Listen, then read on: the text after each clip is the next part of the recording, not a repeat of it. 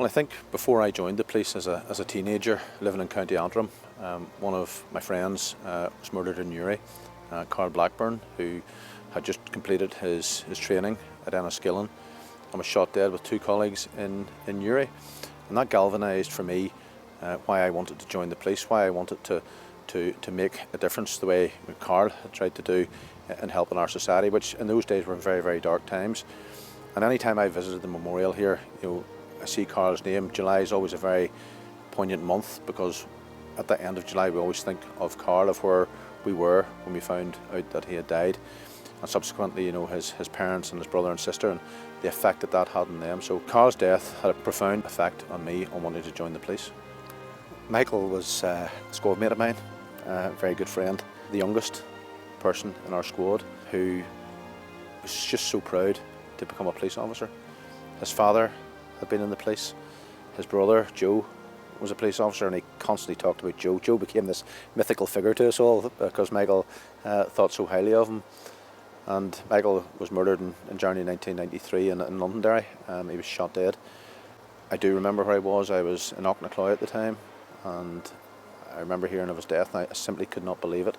That somebody so young, so committed to policing, and with such a fantastic personality was just taken in such a violent way.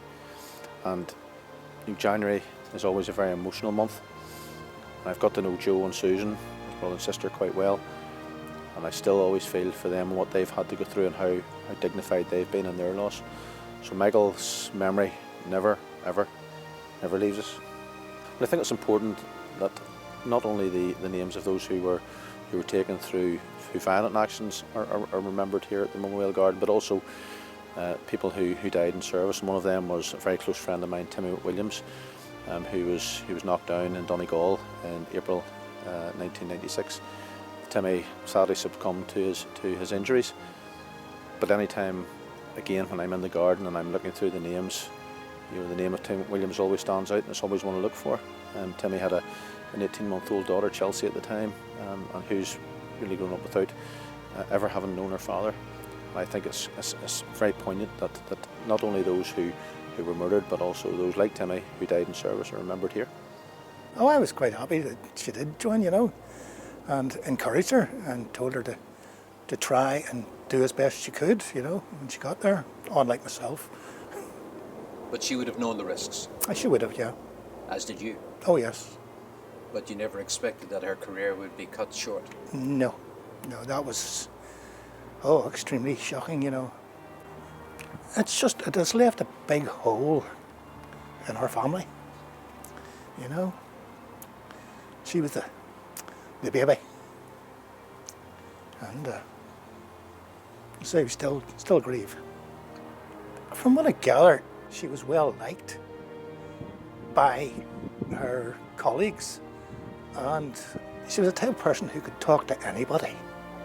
And I think when she was on duty, even on a beat, she'd be able to talk to anybody. And people, I think, knew her, even though she'd never actually finished her probationary period. We did come here regularly on the anniversary of her death and her birthday. But then COVID came along and it stopped everything. So this is our first day back here in quite a number of years, and it's nice. It's something to remember, So you'll never forget Philippa? No, never. Always that sort of emptiness in the family, She was the third daughter. One's married, one's living in Derry. We have a big house where we rattle about on it at times, but we're still there and we do miss her. There's no doubt about that. It'll be 10 years next February.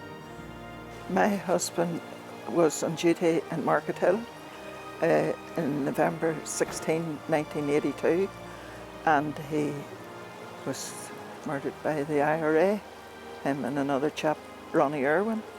We had been married about 7.5 years, and I was left with 3 young children who were 2, 4 and 6. I'm so pleased that I have children to keep me company now that he's not here. We were such a loving family, and he was such a loving husband. And the children didn't really get to know their dad as such. They were so young. But yes, to me, he was my hubby, my partner, my love of my life. And you both knew the risks. Yes, very much so. We just learned to live with it. We took the necessary precautions and done our best to live our lives as normal as possible. He left that morning. He took the two eldest children to school that morning because he didn't, I think he started work around 9, and he dropped them off at school before he left, and he always give me a kiss and the children a kiss before he had left, and I was hoping to meet him that evening again at 5:30 when he'd have finished his duty, but unfortunately he didn't come home. It was said by some of the local people in Markethill that the evening he was killed, they might have well killed Santa Claus. That's how much he was loved by the community. This garden, it's beautiful. It's so peaceful. You can sit down and reflect on what happened many years ago. Lots of good men have died. They, policemen were ordinary people like you and me. They didn't go out to maim and kill. They went out to do a day's work. And as a result, this is what happened. And we think of what they've left behind. The people I met, the mothers, the fathers, the children, the colleagues of people who had died and had been murdered in service and had died. The stories that I had picked up from the news and people who'd been murdered or killed over the course of the Troubles, all of a sudden I knew their families. And really the dignity that they show in their loss, is far surpasses anything I could ever imagine. And I think that's where events like National Police Memorial Day and places such as the PSNI Memorial Garden and the RUC Memorial Garden are fitting tributes and nice places for them to come where they can reflect on the loss that they've suffered. Well, police officers have paid the ultimate sacrifice. Far too many have paid the ultimate sacrifice, not only in pursuit of peace, but also in pursuit of the normal society and keeping people safe on a daily basis. I think it's important that we never forget the names on any of these memorial tablets, and that we never forget the families of them who've had to live through some of the most traumatic loss that any of us could ever imagine.